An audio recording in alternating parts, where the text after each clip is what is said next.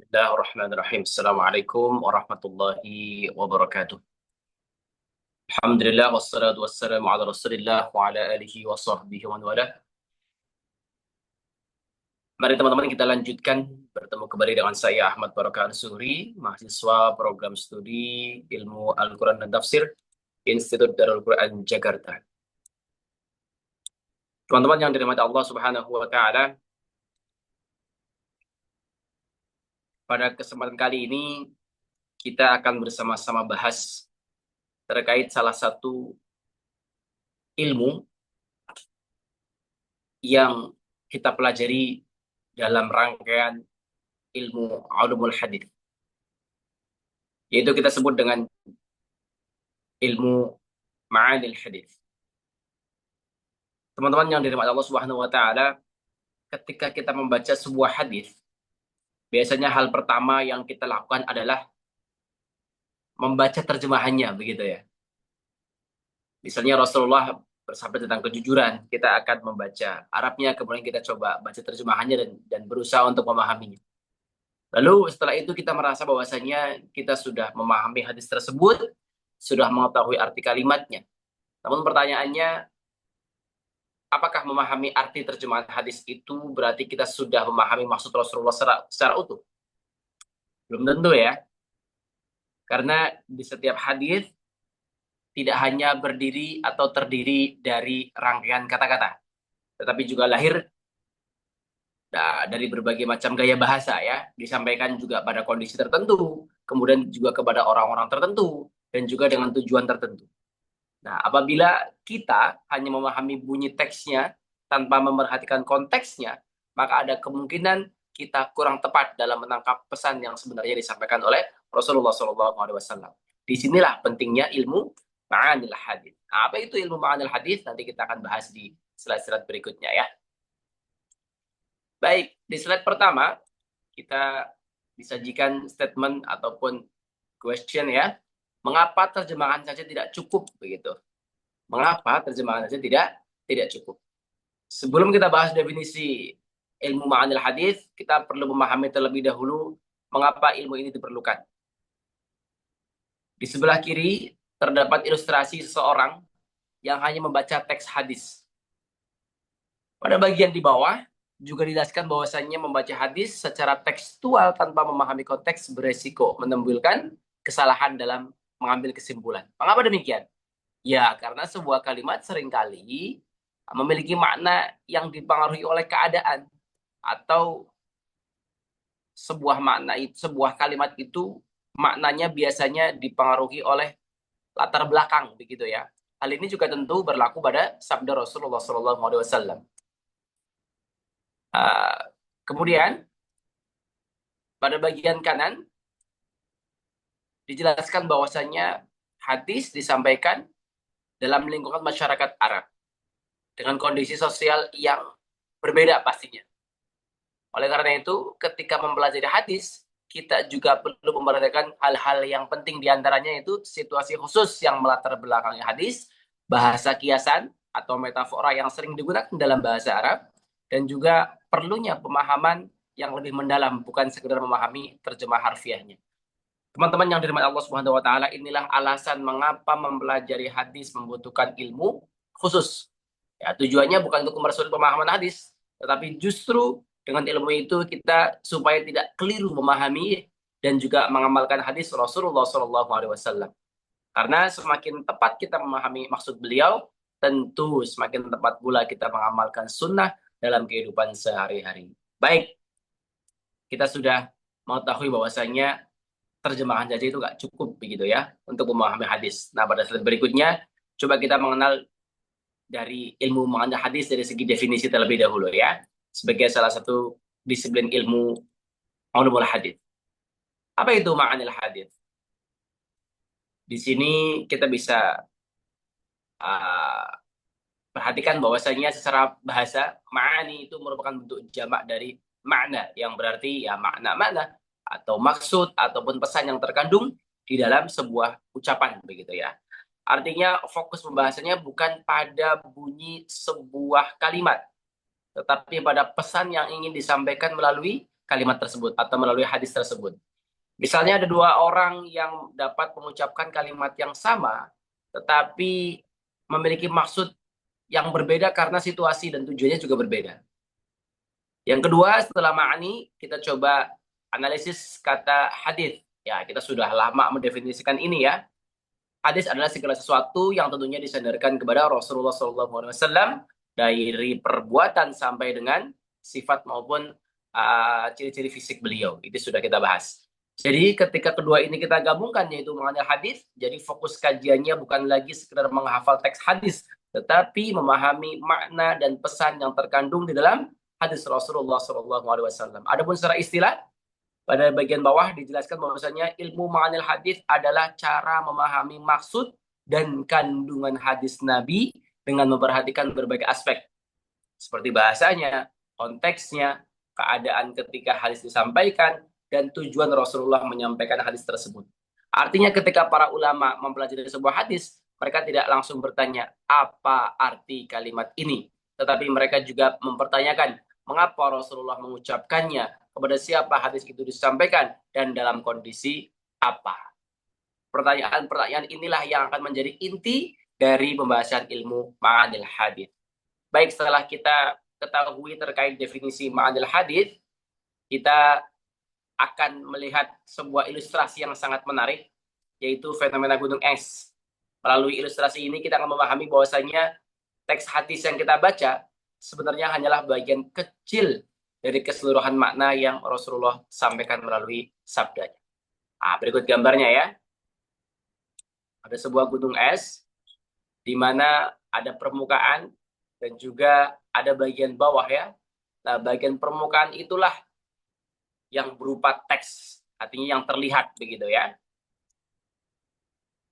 Setelah kita mengetahui bahwasanya teks hadis yang biasa kita temui ternyata adalah hanya bagian kecil dari pesan yang ingin Rasulullah sampaikan, tentunya diri kita tidak boleh merasa cukup ketika sudah mampu membaca hadis, sudah mampu menerjemahkan hadis, dan memahami hadis. Tentu ketika sudah sampai di tahap itu, tugas kita adalah bagaimana menyelami sampai mendapatkan apa poin sehingga Rasulullah menyampaikan maksud ataupun menyampaikan pesan itu kepada sahabat ataupun kepada para generasi-generasi setelahnya.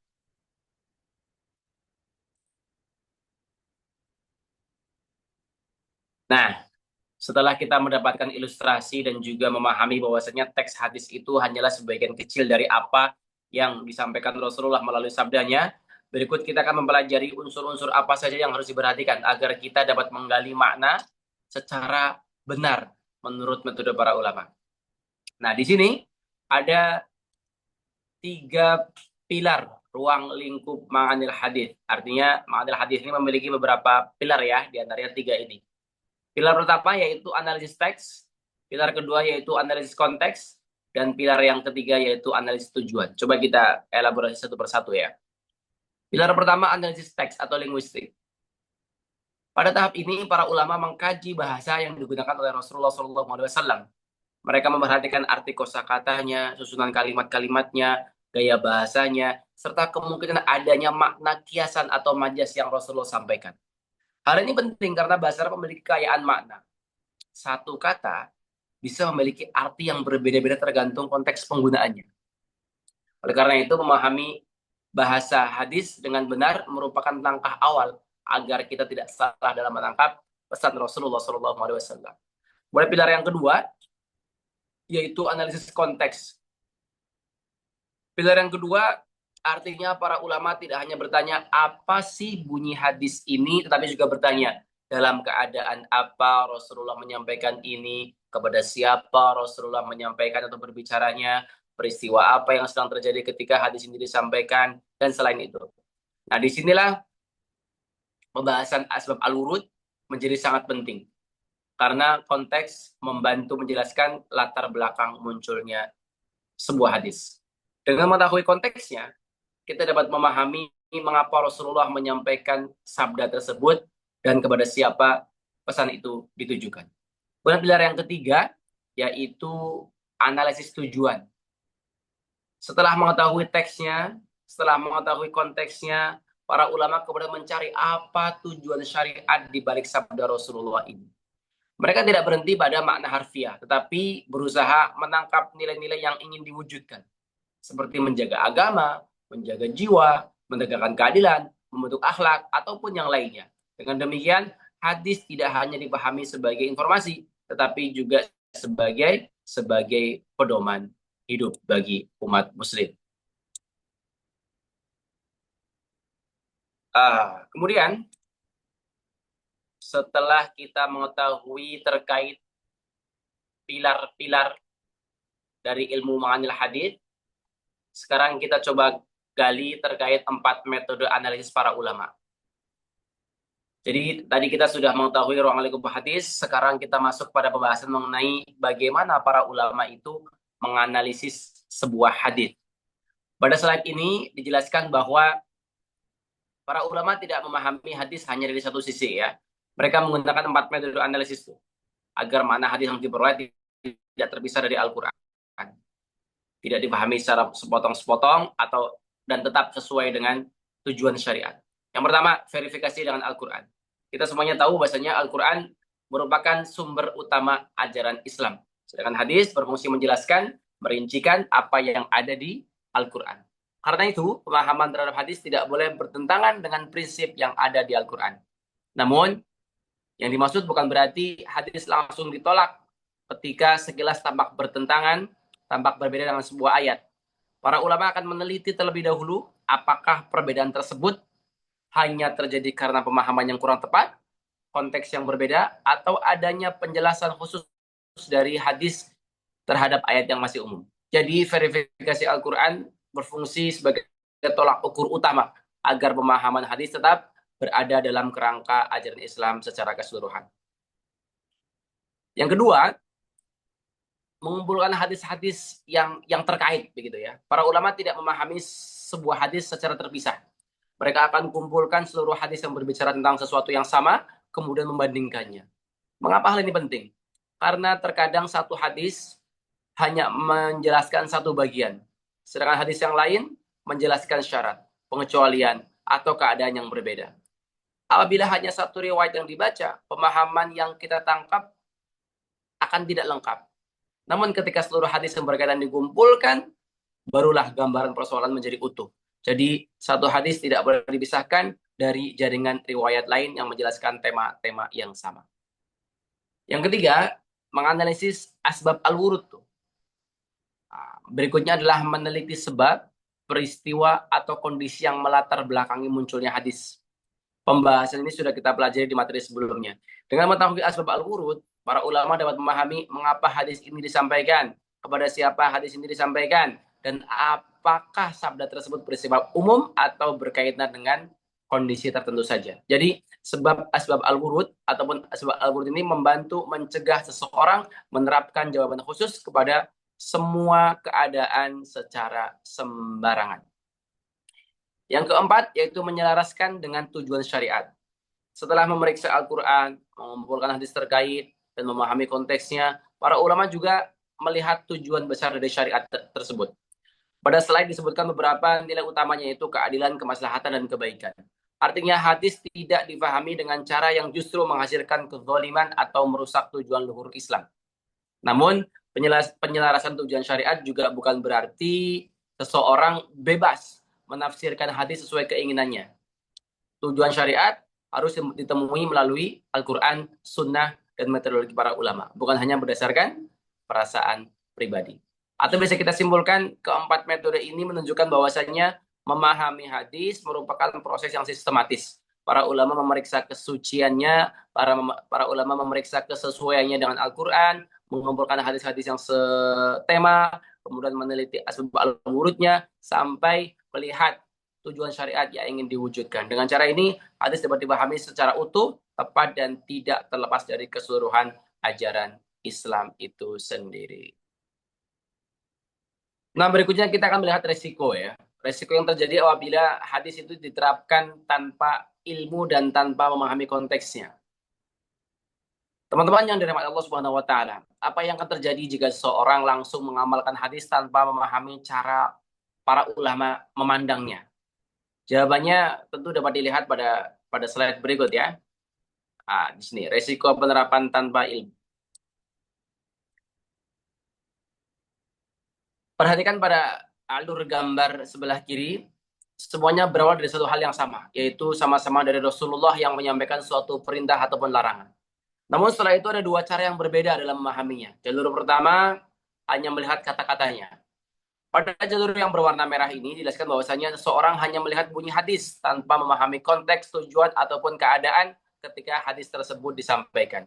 Akibatnya, sebagaimana tertulis pada kotak merah di sebelah kanan, seseorang dapat salah menerapkan aturannya. Misalnya, aturan yang seharusnya hanya berlaku pada kondisi tertentu, dianggap berlaku untuk semua keadaan. Itu salah satunya ya. Atau justru sebaliknya, aturan yang bersifat umum malah dipersempit hanya untuk berlaku di kondisi tertentu saja. Tentu inilah yang sering menyebabkan munculnya kesalahpahaman dalam memahami hadis. Adapun jalur yang kedua, yaitu memahami secara menyeluruh. Berbeda dengan jalur yang pertama. Pada jalur yang kedua, seseorang tidak hanya memahami teksnya, tapi ia juga memperhatikan situasinya, tujuannya, konteksnya, dan juga pesan yang terkandung di dalamnya. Dengan cara ini, pemahaman yang diperoleh menjadi utuh. Akibatnya, sebagaimana yang dijelaskan pada kotak hijau, hadis dapat diterapkan secara tepat, sesuai dengan sasaran, dan juga dengan hikmah yang dihendaki oleh Rasulullah SAW. Baik teman-teman, setelah mengetahui resiko memahami hadis, kita akan melanjutkan, yaitu ada pendekatan, kita akan coba bandingkan pendekatan secara tekstual dan pendekatan secara kontekstual. Dan berikut slide-nya. Kita coba bahas secara cepat saja ya. Setelah mengetahui pentingnya hadis dengan metode yang benar, sekarang kita akan melihat dua pendekatan yang digunakan oleh para ulama, yaitu pendekatan tekstual dan juga pendekatan kontekstual ya. Pertama dari sisi fokus utamanya dulu deh. Pendekatan tekstual berfokus pada lafaz atau bunyi hadis. Nah, artinya perhatian utamanya itu adalah memahami makna berdasarkan redaksi yang diucapkan oleh Rasulullah SAW. Sedangkan pendekatan kontekstual tidak berhenti pada lafaznya saja, tetapi juga memperhatikan latar belakang, situasi, dan faktor-faktor lainnya. Dengan kata lain, tekstual bertanya apa yang dikatakan Rasulullah, sedangkan kontekstual bertanya mengapa Rasulullah mengatakan hal tersebut. Begitu ya. Yang kedua, dari sisi kelebihannya. Pendekatan tekstual memiliki kelebihan karena menjaga keaslian lafaz hadis. Kita tidak mudah mengubah makna hadis sesuai dengan pendapat pribadi karena tetap berpegang pada redaksi yang diriwayatkan. Sementara pendekatan kontekstual memiliki kelebihan karena membantu menangkap maksud dan hikmah hadis, sehingga hadis dapat dipahami sesuai dengan keadaan yang melatar belakanginya. Itu ya. Kemudian ketiga, apa sih resikonya jika berdiri sendiri? Teman-teman yang dirahmati Allah Subhanahu wa taala, itulah bagian paling penting. Kalau seseorang hanya menggunakan pendekatan tekstual, ada risiko memahami hadis secara terlalu harfiah sehingga mengabaikan konteks yang sebenarnya. Sebaliknya, kalau seorang hanya menggunakan pendekatan kontekstual, ada risiko yang terlalu bebas dalam menafsirkan hadis. Bahkan bisa saja menjauh dari makna lafaz yang sebenarnya. Karena itu, kedua pendekatan ini tidak boleh dipisahkan. Tidak boleh dipilih salah satu, namun harus kedua-duanya. Lalu apa tujuan akhirnya? Tujuan pendekatan tekstual adalah menjaga agar tetap berpegang pada nas atau lafaz hadis. Sedangkan tujuan pendekatan kontekstual adalah memastikan hadis dipahami dan diterapkan sesuai dengan maksud Rasulullah SAW serta tujuan syariat. Jadi yang satu ingin menjaga keaslian teks, sedangkan yang satu lagi membantu ketepatan pemahaman atau penerapannya. Kesimpulannya, kalau kita perhatikan, kedua pendekatan ini sebenarnya seperti dua jenis mata uang ya. Pendekatan tekstual menjaga kita agar tidak meninggalkan lafaz, pendekatan kontekstual menjaga agar kita tidak salah dalam memahami lafaz tersebut. Maka dari itu, ini merupakan hal yang tidak bisa dipisahkan. Teman-teman yang dirahmati Allah Subhanahu wa taala, kita coba cari titik keseimbangan di antara dua unsur itu ya. Setelah kita pelajari berbagai metode memahami sekarang memahami hadis ya, metode dalam memahami hadis, sekarang kita sampai pada pertanyaan yang paling penting. Lalu bagaimana sikap kita seharusnya? Artinya sikap kita sebagai seorang muslim harusnya bagaimana ketika memahami hadis? Jawabannya ternyata terdapat pada slide ini, yaitu mencari titik keseimbangan. Dalam memahami hadis, kita tidak boleh hanya berpegang pada pendekatan tekstual, tapi juga tidak boleh hanya mengandalkan pendekatan kontekstual. Mengapa? Ya, tadi sudah dijelaskan ya, karena kalau hanya tekstual, kita berisiko memahami hadis secara harfiah, sehingga mengabaikan kondisi yang melatar belakanginya. Sebaliknya, kalau hanya kontekstual, kita berisiko terlalu bebas untuk menafsirkan hadis, sehingga menjauh dari lafaz yang sebenarnya. Oleh karena itu, para ulama selalu mengambil jalan tengah, yaitu tetap berpegang pada teks hadis, tetapi memahami teks tersebut melalui konteksnya, tujuan syariatnya, dan metodologi ilmiahnya. Inilah yang disebut dengan titik keseimbangan. Oleh karena itu, bismillah, itulah yang disebut dengan ilmu ma'anil hadis, yaitu bagaimana para ulama mencoba untuk tidak hanya sekedar memahami sedikit dari teks hadis, tapi juga mencari tahu apa latar belakangnya, apa tujuan syariatnya, dan sebagainya, sehingga bisa menangkap makna utuh dari sabda Rasulullah yang disampaikan. Terima kasih. Assalamualaikum warahmatullahi wabarakatuh.